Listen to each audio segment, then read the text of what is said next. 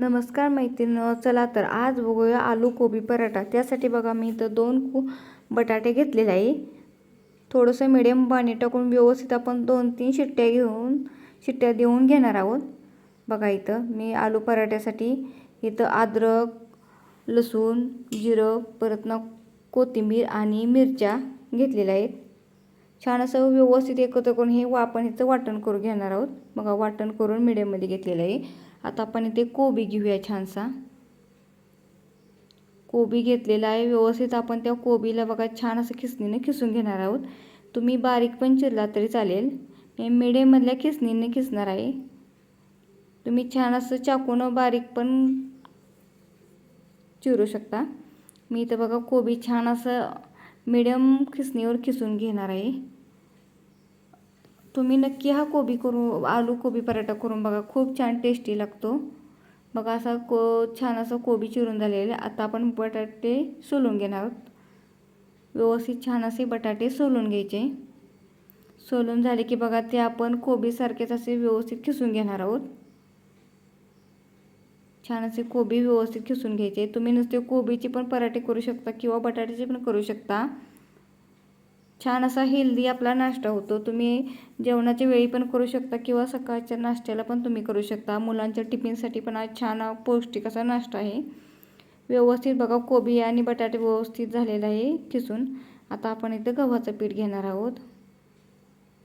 गव्हाचं पीठ तुम्हाला पाहिजे तेवढं तुम्ही व्यवस्थित असं एकदम चाळून घ्या बघा, जेणेकरून कुठं घाण असेल ते निघून जाईल। छान झालेला आहे बघा। त्यातच आपण बघा ते खिसलेलं आपण कोबी आणि बटाटा मिक्स करून घेणार आहोत। त्यात आपण चवीपुरतं ओवा टाकणार आहोत। ओवा जरा हातावरती घेऊन चोळून त्यात मिक्स करायचा। चवीपुरतं मीठ टाकायचं। बघा मीठ टाकून झालेलं आहे। आता आपण वाटण केलेलं आहे ते वाटण टाकणार आहोत। तुम्हाला हवं त्या साईजमध्ये टाकू शकता। बघा तिखट पाहिजे तेवढं तुम्ही टाका। मी मिडियम तिखट करणार आहे, त्यामुळे मी जास्त टाकणार नाही। टाकून झालेलं आहे। व्यवस्थित एकत्र साहित्य करून घेऊया। त्यात बघा आपण जरा धनिया पावडर टाकूया। धनिया पावडर टाकली, जरा हळद आणि व्यवस्थित साहित्य एकत्र करून घ्यायचं, जेणेकरून हे सगळं आपलं साहित्य व्यवस्थित एकत्र होईल। आता जरा कोथिंबीर टाकूया वरून। व्यवस्थित कोथिंबीर टाकून झालेली आहे। आता आपण ह्याचा पीठ मळून घेणार आहोत। तुम्हाला जेवढं पाहिजे तेवढे तुम्ही करू शकता। तुम्हाला पातळ किंवा जरा घट्ट गोळा पाहिजे असं व्यवस्थित कणकेसारखा गोळा मळून घ्यायचा। छान तुम्हाला पाहिजे तेवढं तुम्ही असं करू शकता। तुम्ही नक्की करून बघा हा पराठा, खूप छान हेल्दी टेस्टी नाश्ता असा असतो। मुलांना छान असा पौष्टिक नाश्ता आहे। रोजच चपाती खाऊन कंटाळा आला असता असं कधीतरी आपला पराठा करायचा, खूप छान होतो। हा व्यवस्थित गोळा मळून झालेला आहे बघा। आता आपण जरा तेल लावून व्यवस्थित छान असा गोळा मळून घेणार आहोत। छान असा गोळा व्यवस्थित मळून घ्यायचा आणि तेल लावून घ्यायचं। तेल लावल्याने आपली कणिक जरा वेळ भिजत ठेवली तरी करपजत नाही। छान अर्धा तास आपण कणिक भिजवून घेणार आहोत। कणिक छान भिजवली की एकदम पराठे छान होते। कधी पण लक्षात ठेवायचं, जरा वेळ कणिकेला चपातीला कणिक मळू किंवा पराठ्याला मळू जरा वेळ भिजत ठेवायची। बघा जरा भिजत ठेवलेलं आहे। आता चला आपण पराठा करायला घेणार आहोत। एक छान असं मी मीडियम साईजचा गोळा घेतलेला आहे। छान असं ते आपण पीठ लावून घेणार आहोत। तुम्हाला हव्या त्या साईजमध्ये घेऊ शकता।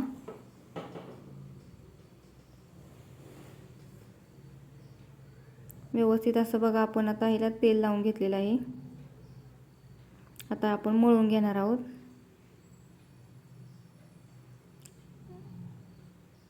लाटून व्यवस्थित घ्यायचा। तुम्हाला साईज जाड मोठा हवा असेल तुम्ही तसा लाटून घेऊ शकता। आणि छान आपण असा खरपूस भाजून घेणार आहोत।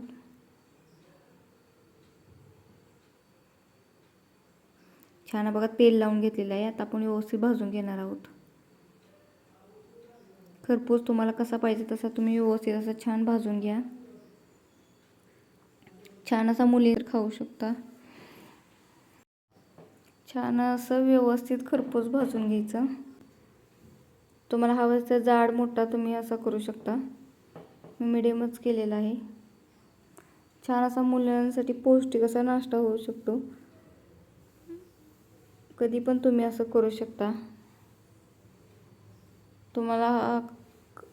तुम्ही असं पण खाऊ शकता किंवा सॉसवर किंवा मेयोनेजवर पण खाऊ शकता किंवा दह्यावर पण छान लागतो. बघा असा खरपूस भाजून झालेला आहे.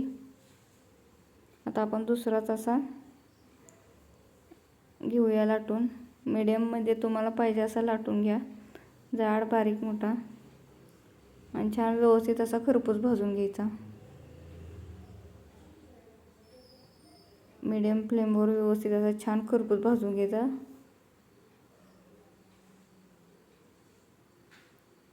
आता दुसरा असाच आपण भाजून घेऊया.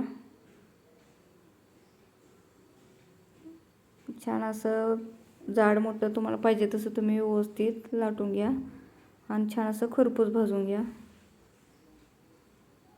तुम्ही दह्यावर पण खाऊ शकता, दह्यावर पण छान लागतो. तुम्ही तूप पण लावू शकता इथं, तुम्हाला हवं असलेच, नाही तर तेल पण लावलं तर चालेल. छान असं खरपूस भाजून घ्यायचा. छान असं भाजून झाला की बघा खूप छान. तुम्ही नक्की ट्राय करा, खूप छान टेस्टी लागतो. तुम्ही याचा आलू कोबी पण करू शकता किंवा पालकपुरीचा पण करू शकता, पालकपुऱ्या पण करू शकता. असं पालेचं वाटण टाकून पण छान असं पालक पराठा किंवा पालकपुरी होते. बघा असं आपण बनवून झाले आहे. चला तर आता बघूया आपण. बघा इथं मी दही आणि सॉस घेतलेला आहे. तुम्हाला कसा खाऊ वाटत असेल तुम्ही करू शकता. मी इथं दह्यावर किंवा सॉसवर पण रेडी केलेला आहे. बघा छान असा आपला आलू पराठा कोबी पराठा तयार झालेला आहे. चला बाय, धन्यवाद.